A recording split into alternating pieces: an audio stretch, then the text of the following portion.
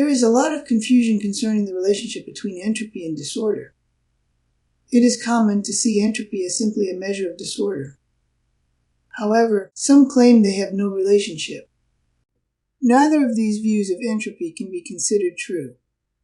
Entropy is not a direct measurement of this order. However, there is a close relationship between entropy and disorder. One of the key problems is the fact that entropy is a mathematically objective concept, while disorder tends to be more subjective. The place where the relationship between entropy and disorder becomes evident is when entropy is evaluated statistically. There are two main formulas for statistical entropy. They both show the relationship between entropy and disorder. It is the number of microstates from Boltzmann's equation that is the key to solving this problem.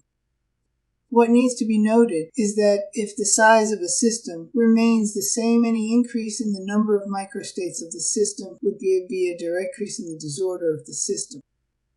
However, if you increase the size of the system, you can increase the number of microstates and therefore the entropy without increasing disorder. This means that to mathematically define disorder, you need to take the number of microstates corrected for the size of the system. This results in this formula for direct measurement of disorder.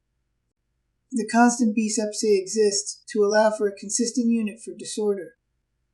The number of microstates of a system is generally dimensionless, but the size can have a variety of dimensions.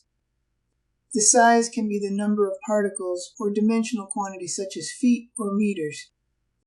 As a result, this formula shows the actual relationship between entropy and disorder. It is not a direct relationship, but it is a very close relationship. In conclusion, while entropy is not quite a measure of disorder, it is closely related enough to disorder that in most circumstances an increase in entropy does indicate increase in disorder.